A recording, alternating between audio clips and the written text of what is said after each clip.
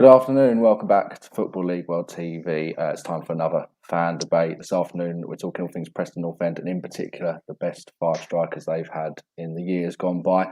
Joining me, George Dagless, is Sam Weeden. Sam, how you getting on? I'm good, thank you, George. How are you doing? Yeah, not too bad. Looking forward to this afternoon's show. Preston fans, wherever you're watching, do get in touch. Let us know who'd make your top five list of Preston strikers of all time. But let's get straight into it. Let's talk number five, and let's talk Sam's pick.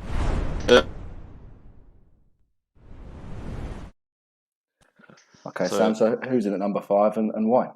Well, I've gone with number five being Richard Cresswell. I think a big factor about Richard Cresswell is he got three double-figure seasons out of four in the Championship, and that's something that certainly since the turn of the century, Preston have tended to find quite hard to have strikers to hit double figures. I mean, obviously this season we've got Emil Rees, who's got double figures in all competitions, and I've no doubt at all he'll smash 15 to 20 in the remainder of the season. And I think the great thing about Richard Cresswell is that some people might not associate him with being in the top five. I think people have to remember he played in the same teams as John Mackie and David Nugent and David Healy, who obviously get a lot more recognition and sort of as the Preston striker. I think he does go a lot under the radar, but I think the goals he scored and obviously the type of player he was, a real workhorse, I think he makes it into my top five and was one of the top five top strikers we had since the turn of the century. Just looking at some of the league appearances, nearly 200 league appearances for Preston. Do you think longevity was key to his success? Just how reliable he was, being able to turn out so often. Yeah, I agree on that, absolutely. I mean, having them appearances in the division sort of as demanding as so many games, as physical as the Championship, it's really hard to do. And even not for Preston. I mean, ever since he left us, he went on to play for Stoke and Sheffield United as well, where he continued to score goals and be a handful for defenders. So it shows massive credit to him as an athlete, how well he looked after himself to be able to play at the levels he did for as long as he did. In terms of, let's sort of try and compare him to a contemporary striker now. Who perhaps in the Championship do you think, Cresswell would perhaps be similar to in attributes? It's a good question, that. I mean, obviously, someone who works really hard. He maybe wasn't the most prolific in front of goal in terms of being clinical, but he scored the chances he did. So, I mean, in terms of his workhorse type of player he was, he'd link a lot to Sean Maguire now. He does a lot of the dirty work. He competes with defenders twice his size, sometimes in the air. He wins a lot of second balls. He links a lot of the play together. And I feel like he's maybe a Sean Maguire who could put the ball in the back of the net a bit more often than Sean does for us now.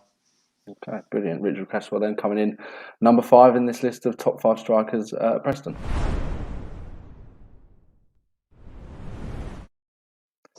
Sam, let's go on to number four. Who's next? Number four, well, certainly in my time watching Preston, he's definitely up there in some of my favourite players. I've gone with Joe Garner. I mean, Preston fans, he needs no introduction, does he? He's a boiled Preston fan, spearheading the attack as we went back up to the Championship in 2015 under Simon Grayson. I've got his stats here. He got 17 goals in 35 games in our promotion season. And bear in mind, that season he had a horrific sort of injury where he looked like potentially could have been out for the season. He managed to come back and score a lot of goals. I think he got 3 or 4 hat-tricks that season. He just really was prolific. I think the one thing stopping him from being higher in the list, which I'll mention when I go on to my number 3 as well, number 3 is higher than him, is that he just couldn't quite do it in the Championship. He got 10 goals for Ipswich later on, so potentially you look at it, maybe the tactics didn't suit him in the division, but in terms of the goals he got, being a boyhood hero of the Preston fans, being a boyhood fan, I mean, that's why he's made my number 4, despite not doing it at Championship level. Do you think, despite that, obviously, at League One level particularly, he was really prolific. Do you think, during his time at Preston, perhaps got to see the best of him in his career so far? Obviously, he's had spells at a number of different clubs. Obviously, Ipswich, you mentioned, was at Rangers for a brief time, among others. Do you think perhaps the Preston fans got to see him at his very best when he was at Deepdale?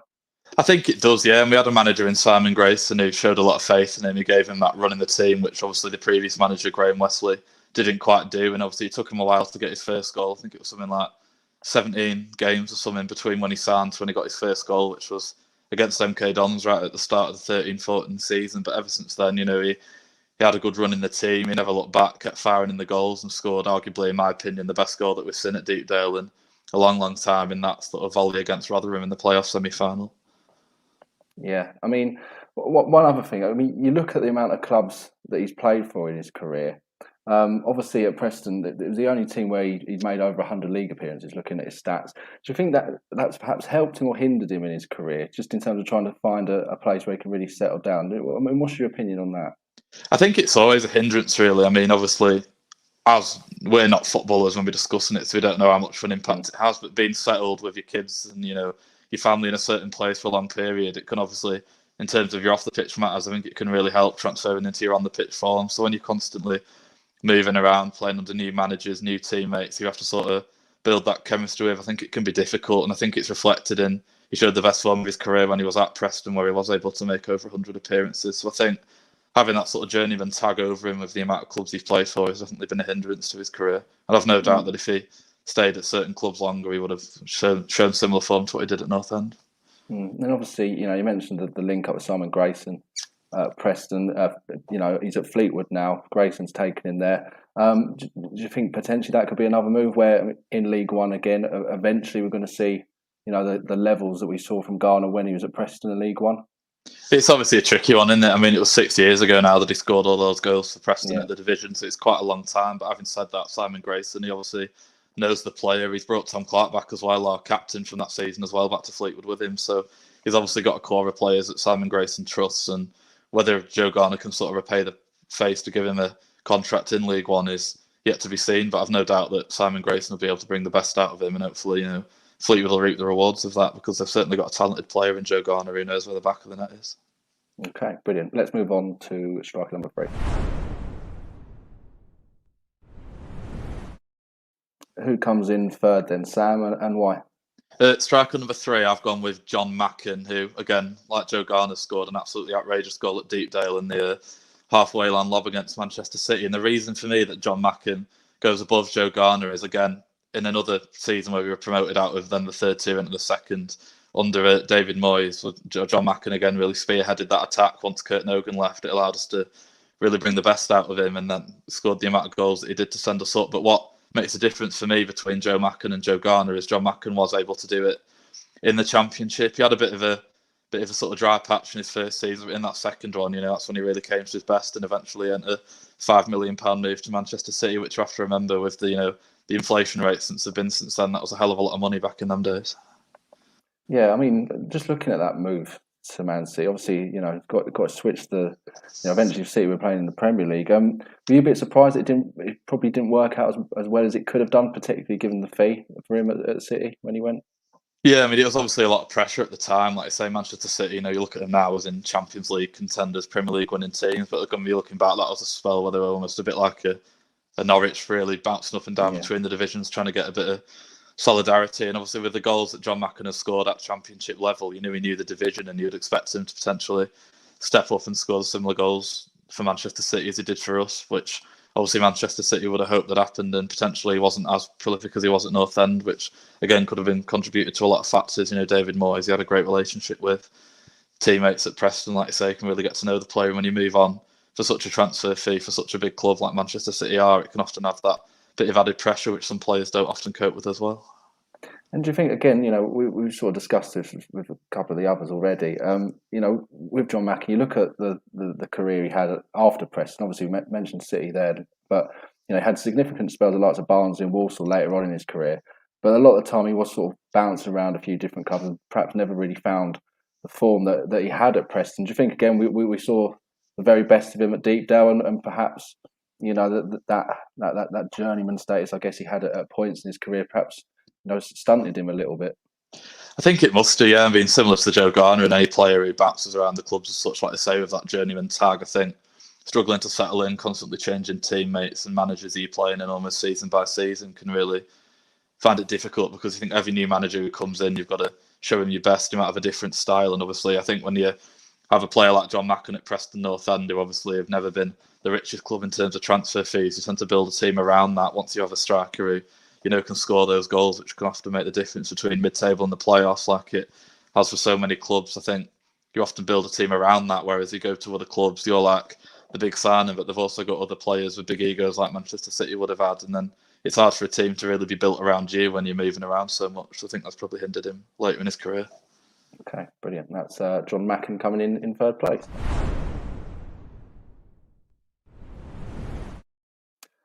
Into the top 2 now, Sam. Who comes in second?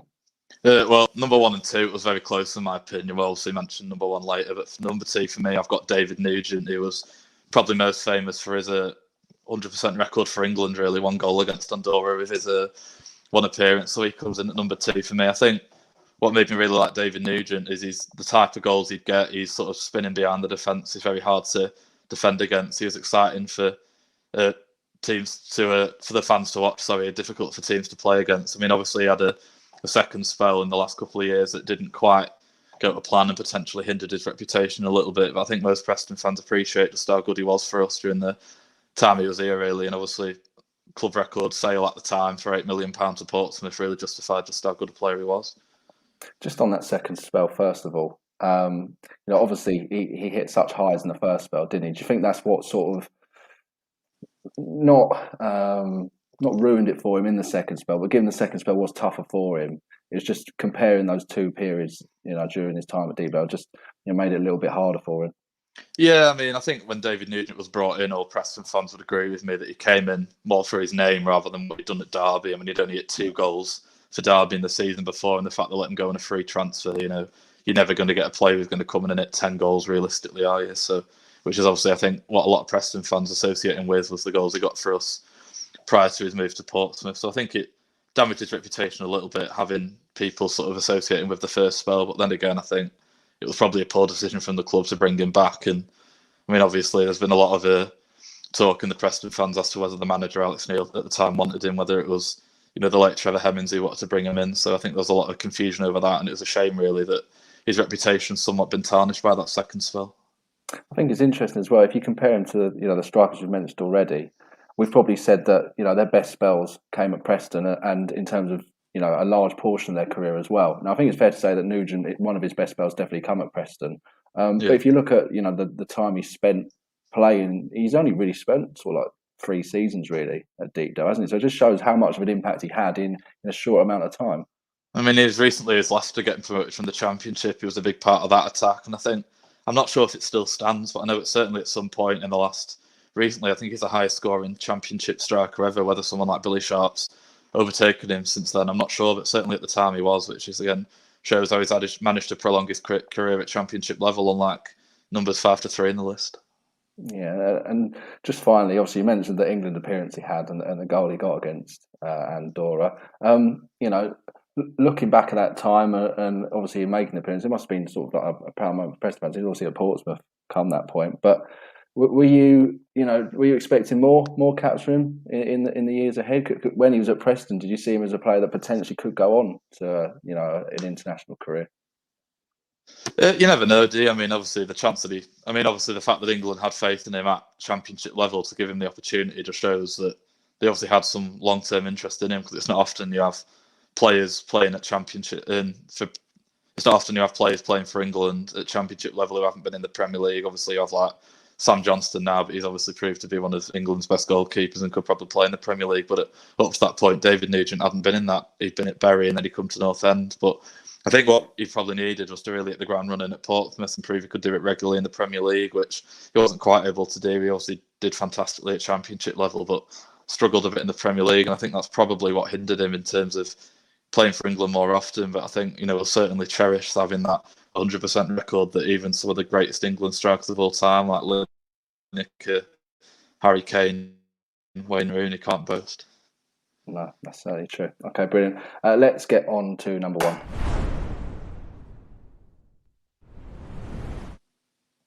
1. Who's your top pick, Sam? Top pick for me, and I'm sure 99% of Preston fans would agree, is Ricardo Fuller. I mean, there's not enough to say about him, really. 2 17-goal seasons in the Championship for North End, and it's just what he had. He was so skillful, so powerful, such a good runner of the ball. He was exciting, and that's what, as a football fan, you want to see. I mean, one of my favourite players at North End in recent years was Aidan McGeady, and I just loved the way that he'd constantly have you on the edge of your seat. You wouldn't know what he was going to do with the ball. Every time he got on the ball, you'd be sat on the edge of your seat wanting to know what he could do with it, because you knew how capable he was. And Ricardo Fuller was that type of player for North End. I mean, obviously he nearly moved to Liverpool on the back of his first 17-goal season due to, just how good he was. The fact Liverpool had interest in him, he could really showcase how good he was for Preston. But unfortunately for him, he had an injury which hindered that move, and he ended up going to Portsmouth later on for a bit less of a fee than what North End probably would have got from Liverpool. And, Portsmouth nicking another top striker away from North End. Is there, a fair argument to say that he's perhaps a little bit different compared to the other strikers we've had in this list? I mean, particularly someone maybe like David Nugent, a bit more of a poacher, perhaps more out and out. But Ricardo Fuller was someone that could obviously score goals, but link up the play as well, and perhaps had a little bit more of a creative streak too. Yeah, he had that bit of flair about it, and I'm looking down the list now. A lot of them were poachers. I mean, the hard workers, sort of grafty type players, but sort of Ricardo Fuller just had that air about him of quality. He could take a man on. He could get that bit of skill to sort of beat a man, which I don't think the other players had as such. So I think that's really what sort of puts him at top of the list for me, is the fact he had that as well as scoring the goals, which is obviously exciting for the fans. And I think the goals he scored against Burnley down the years as well will stick out as the favourites for North End. I think that's the one that will stick out in the mind and certainly sums him up as a footballer. And obviously, perhaps he's most remembered in this country for that long spell he had at Stoke as well, when they obviously got themselves into the Premier League. When he was performing in the top flight for the Potters, was there any sort of surprise in your mind? I mean, given that you've obviously rated him so highly, and Preston fans sort of universally do as well, there's probably no shock really that he was so sort of creative and good in the top flight over time. No, I mean, even recently we've sold on a lot of players like Sir Ben Davies, Jordan Hugo, Callum Robinson, who are really good players who have gone on and failed to really nail down a place in the Premier League. But I think Ricardo Fuller was just on another level to those. I mean, I've absolutely no surprise that he did so well in the Premier League and had the career he did, scoring the goals he did, and being a fan's favourite like he did. I mean, he had the goals, but he had that bit extra quality as well to beat a man. He was, like I say, he was quick, strong. He had all the attributes to succeed in the Premier League, and I wasn't surprised at the time when he did. And I'm, like looking back now, you just sort of be grateful that we had such a quality player at North End. Okay, brilliant. Well, that's Ricardo Fuller coming in at number 1 in Sam's list of the best Preston strikers of all time.